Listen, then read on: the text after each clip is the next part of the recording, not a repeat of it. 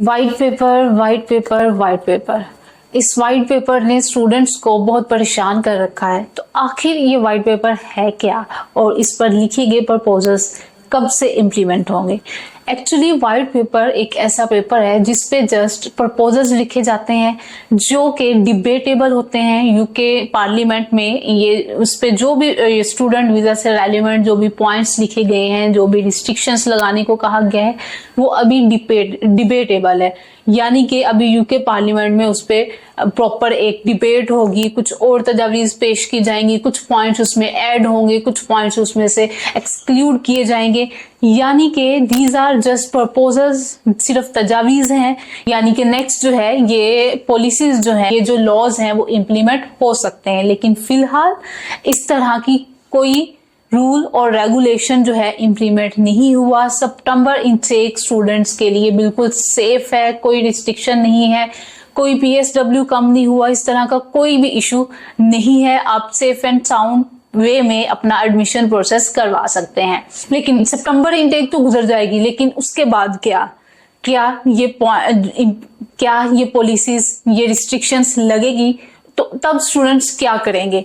तो first of all अगर मैं इसमें एक जो बहुत इंपॉर्टेंट पॉइंट्स है इस वाइट पेपर के पॉइंट्स में से वो अगर बताऊं तो इसमें एक पॉइंट ये भी है कि नेक्स्ट जो है वो सिर्फ पाकिस्तान में से कुछ लिमिटेड कंसल्टेंट्स ही, कुछ लिमिटेड रिप्रेजेंटेटिव्स ही वीजा प्रोसेस या एडमिशन प्रोसेस स्टूडेंट का कर पाएंगे। तो यानी कि आपके लिए अब नेक्स्ट इनटेक में सबसे इंपॉर्टेंट चीज यही है कि आपने ऐसा कंसल्टेंट, ऐसी ऑर्गेनाइजेशन को चूज करना है जो कि यूके VI से ऑथेंटिक हो और यूके VI उनके थ्रू एडमिशन प्रोसेस एक्सेप्ट कर रही हो। अब इसका क्या मतलब है? एक्चुअली ये जो रिस्ट्रिक्शंस लग रही हैं इसकी मेन रीजंस में से एक रीजन असाइलम सीकर्स हैं कि जो लोग वहां जाके असाइलम फाइल करते हैं। लेकिन अगर मैं बात करूं अपनी ऑर्गेनाइजेशन की, स्टूडेंट्स क्लब की, तो हमारा बिजनेस स्ट्रक्चर थोड़ा डिफरेंट है बाकी मार्केट के कंसल्टेंट्स की निस्बत। वो इस तरह से कि हमारे पास अपनी क्वालिटी चेक टीम है, यानी स्टूडेंट्स के डॉक्यूमेंट्स यूनिवर्सिटी के पास जाने से पहले ही हम स्टूडेंट्स को फिल्टर आउट कर देते हैं अपने इंटरनल सिस्टम्स में। एक तो हम लोग हैं करियर कंसल्टेंट्स, एडमिशन ऑफिसर्स जो कि स्टूडेंट के साथ डायरेक्टली कनेक्ट होते हैं। एंड द सेकंड नंबर पे जब स्टूडेंट्स हमें अपने डॉक्यूमेंट्स दे देता है, उनके डॉक्यूमेंट्स हम रेडी कर लेते हैं according to university requirement. Then quality check team उसको चेकआउट करती है, उसमें से फिल्टर आउट करती है।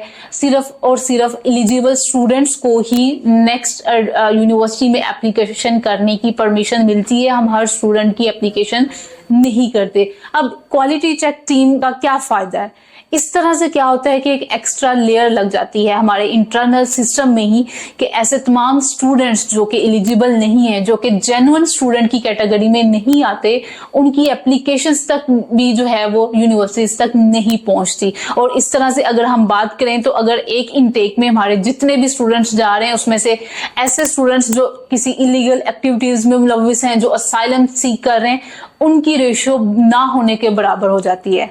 तो नेक्स्ट इनटेक्स में आपने इस चीज का ख्याल रखना है कि आप जिस भी कंसल्टेंट के थ्रू अपनी एप्लीकेशन करवाएं वो एक रजिस्टर्ड कंसल्टेंट हो जिसको यूके VI भी एक्सेप्ट करता हो।